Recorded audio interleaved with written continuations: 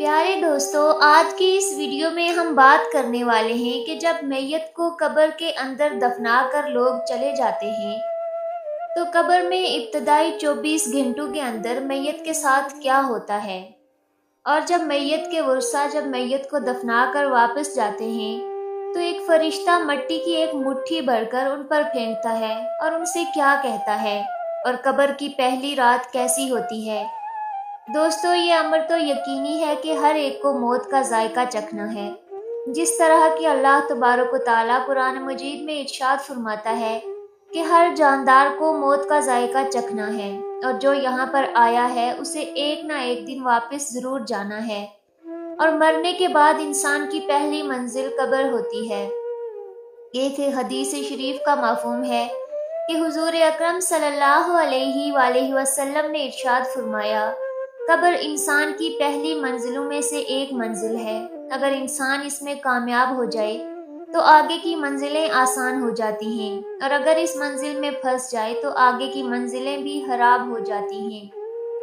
और एक हदीस शरीफ में आता है जिसका मफ़हूम कुछ इस तरह से है कि हुजूर अकरम सल्लल्लाहु अलैहि वसल्लम ने इरशाद फरमाया कि अल्लाह तबारक व तआला की तरफ से कब्रों पर एक फरिश्ता मुकर्रर है। जब मैयत को दफन किया जाता है तो वो इसकी कब्र की मट्टी बराबर करता है, और लोग जब वापस जाने के लिए मुड़ जाते हैं तो कब्र से एक मुट्ठी मट्टी लेकर इन पर फेंकता है और कहता है कि अपनी दुनिया की तरफ वापस चले जाओ और अपने मरने वाले को भूल जाओ। हजरत अली रजी अल्लाह तआला अन्हु ने इरशाद फरमाया कि मैंने नबी करीम सल्लल्लाहु अलैहि वसल्लम को ये फरमाते हुए सुना कि इंसान की मुश्किल तरीन रात कब्र की रात होती है, क्योंकि जब उस वक्त दोस्त अहबाब रिश्तेदार और इसको दफनाने वाले उसे दफना कर चले जाते हैं तो वो इंसान रोता रहता है। हर एक दोस्त के पास आता है, उसे रोकने की कोशिश करता है कि मुझे छोड़ कर ना जाओ, लेकिन अफसोस कि उसकी आवाज़ कोई नहीं सुनता। तब उसका सामना उन फरिश्तों से होता है जो उसके आमाल होते हैं। अब वो फरिश्ते किस शक्ल में इसके पास आते हैं, अच्छे या बुरे, इस बारे में कोई कुछ नहीं कह सकता। तब वो हमसे इस दुनिया में गुजारी हुई दुनिया के बारे में सवाल करेंगे। जब सवालों के जवाब हमारी जिंदगी में मौजूद हैं, जब तक हम सांस ले रहे हैं। और एक हदीस शरीफ में आता है जिसका मफ़हूम कुछ इस तरह से है कि रसूल अकरम सल्लल्लाहु अलैहि वसल्लम ने इरशाद फरमाया कि तुम कब्रिस्तान जाया करो, क्योंकि कब्रिस्तान मौत की याद दिलाता है, इससे इबरत हासिल होती है। मैंने अपने रब से अपनी वालिदा की कब्र पर जाने की इजाज़त मांगी थी, मुझे इसकी इजाज़त मिल गई, लिहाजा तुम भी कब्रिस्तान जाया करो। इससे दुनिया से बेरुगबती पैदा होती है और आखिरत याद आती है। हज़रत सईदना मुसैब रज़ी अल्लाह तआला अन्हु इरशाद फरमाते हैं कि एक मर्तबा हम मौलाए कायनात शेर खुदा हज़रत अली रज़ी अल्लाह तआला अन्हु के साथ मदीना मुनव्वरा के कब्रिस्तान गए। हज़रत अली रज़ी अल्लाह तआला अन्हु ने कब्रिस्तान वालों को सलाम किया और फरमाया, ए कब्र वालो, तुम अपनी खबर बताओ कि हम तुम्हें बताएं। हज़रत सईद बिन मुसैब रज़ी अल्लाह तआला अन्हु फरमाते हैं कि हमने कब्र से वालेकुम अस्सलाम व रहमतुल्लाहि व बरकातुहू की आवाज़ सुनी, और कोई कहने वाला कह रहा था, ए अमीरुल मोमिनीन, आप ही खबर दीजिए कि हमारे मरने के बाद दुनिया में क्या हुआ। हज़रत अली रज़ी अल्लाह तआला अन्हु ने इरशाद फरमाया, सुन लो, तुम्हारे माल तकसीम हो गए, तुम्हारी बीवियों ने दूसरे निकाह कर लिए, तुम्हारी औलादें यतीमों में शामिल हो गईं। जिस मुकाम को तुमने बहुत मजबूत बनाया था उसमें तुम्हारे दुश्मन आबाद हो गए।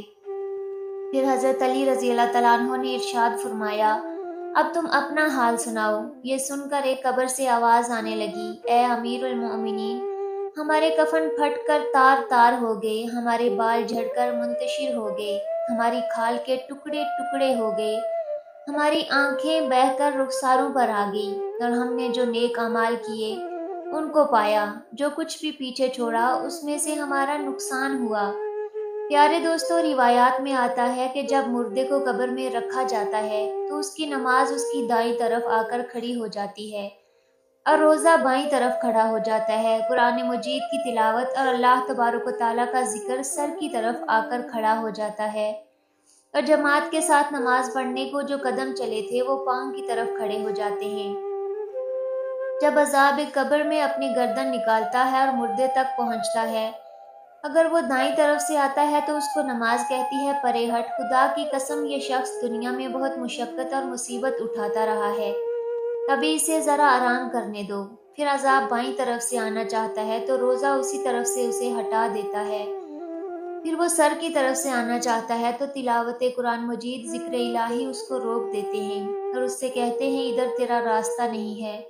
غرض یہ کہ وہ جس طرف سے بھی آنا چاہتا ہے اسے راستہ نہیں ملتا، یہاں تک کہ وہ عذاب کمزور ہو کر واپس چلا جاتا ہے، اور اس کے بعد جو قبر کے ایک کونے میں کھڑا ہوتا ہے وہ ان عبادتوں سے کہتا ہے کہ میں تو اس انتظار میں تھا کہ اگر کسی طرف کی عبادت میں کچھ کمزوری ہو تو میں اس کی طرف سے ہمدردی کروں گا، مگر الحمدللہ تم نے مل کر اس کو دفع کر دیا، لہٰذا اب میں اعمال تولنے کے ترازو میں اس کے کام آؤں گا۔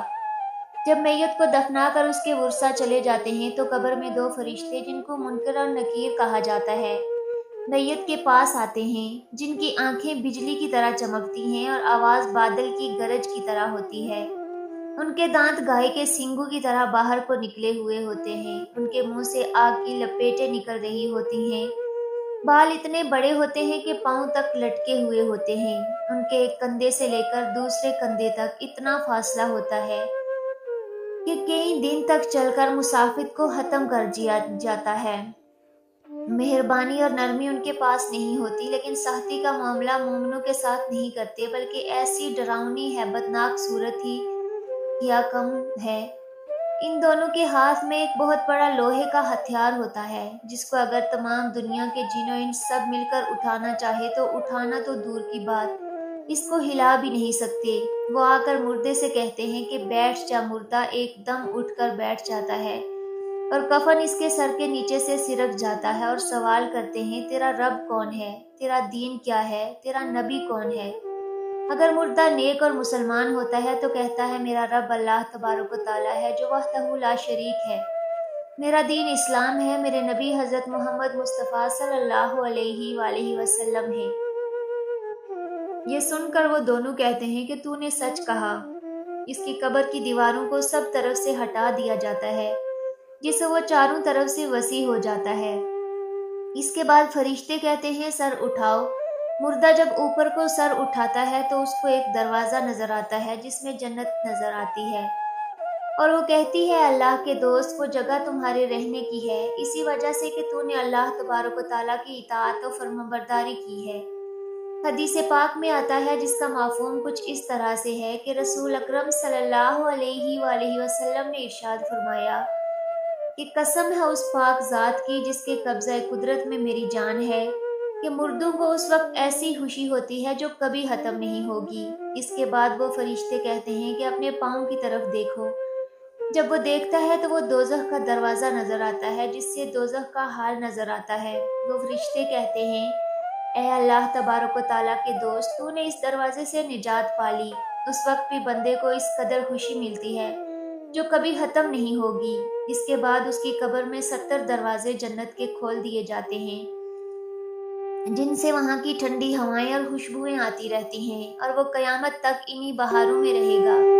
پیارے دوستوں، کیسی خوش نصیبی ہوگی وہ روح جس کے ساتھ اللہ تبارک و تعالیٰ اپنی مہربانی اور رحم و کرم کا سلوک فرمائے گا، اور دوسری طرف نافرمان، فاسق و فاجر، بدکار اور کافر شخص کو قبر میں رکھا جاتا ہے، تو قبر اس طرح سے تنگ ہو جاتی ہے کہ ایک طرف کی پسلیاں دوسری طرف کی پسلیوں میں گھس جاتی ہیں۔ اس پر کالے سانپ مسلط کر دیے جاتے ہیں جو اس کے ناک اور پاؤں سے کاٹنا شروع کر دیتے ہیں، یہاں تک کہ درمیان میں دونوں طرف سے سانپ آ کر مل جاتے ہیں۔ پھر اس کے پاس دو فرشتے جن کا نام منکر اور نکیر ہوتا ہے قبر میں آتے ہیں اور آ کر پوچھتے ہیں تیرا رب کون ہے، تیرا دین کیا ہے، تیرا نبی کون ہے؟ تو وہ ان کے ہر سوال میں جو جواب دیتا ہے میں کچھ نہیں جانتا، پھر وہ فرشتے اس کو اس قدر زور سے مارتے ہیں کہ ان کی غرض کی چنگاریاں قبر میں پھیل جاتی ہیں۔ اس کے بعد وہ فرشتے اس کو کہتے ہیں کہ اوپر دیکھ۔ وہ اوپر کی طرف جنت کا دروازہ دیکھتا ہے، جنت کے باغ و بہار اس کو نظر آتی ہے۔ فرشتے اس نافرمان سے کہتے ہیں اے اللہ تبارک و تعالیٰ کے دشمن اور نافرمان، اگر دنیا میں اللہ پاک کی اطاعت و فرمانبرداری کرتا تو یہ تیرا ٹھکانہ نہ ہوتا۔ ایک حدیث میں آتا ہے جس کا مفہوم کچھ اس طرح سے ہے کہ رسول اکرم صلی اللہ علیہ وسلم نے ارشاد فرمایا کہ قسم ہے اس پاک ذات کی جس کے قبضہ میں میری جان ہے کہ اس کو اس وقت ایسی حسرت ہوتی ہے کہ اس جیسی حسرت پھر کبھی نہیں ہوگی۔ پھر دوزخ کا دروازہ کھول دیا جاتا ہے اور وہ فرشتے کہتے ہیں اللہ تبارک و تعالیٰ کے دشمن، تیرا یہی ٹھکانہ ہے اس لیے کہ تو نے اللہ تبارک و تعالیٰ کی نافرمانی کی۔ پھر جہنم کے 70 دروازے اس کی قبر میں کھول دیے جاتے ہیں جن سے قیامت تک گرم ہوائیں اور دھواں اس کو آتا رہتا ہے۔ دوستو، قبر کا معاملہ بڑا سخت ہے۔ حضور اکرم صلی اللہ علیہ وسلم نے ارشاد فرمایا کہ قبر تمام فتنوں سے بڑھ کر بڑا فتنہ ہے۔ ہمیں چاہیے کہ ہم اللہ تبارک و تعالیٰ کی نافرمانیوں سے بچیں اور نیک اعمال کریں اور قبرستان میں جایا کریں تاکہ ہمیں بھی اپنی موت کی یاد آئے اور ہم موت کو یاد کر کے دنیا سے بے رغبتی اور آخرت کی تیاری کریں۔ آخر میں اللہ رب العزت سے دعا ہے کہ اللہ تبارک و تعالیٰ ہمیں نیک اعمال کرنے اور گناہوں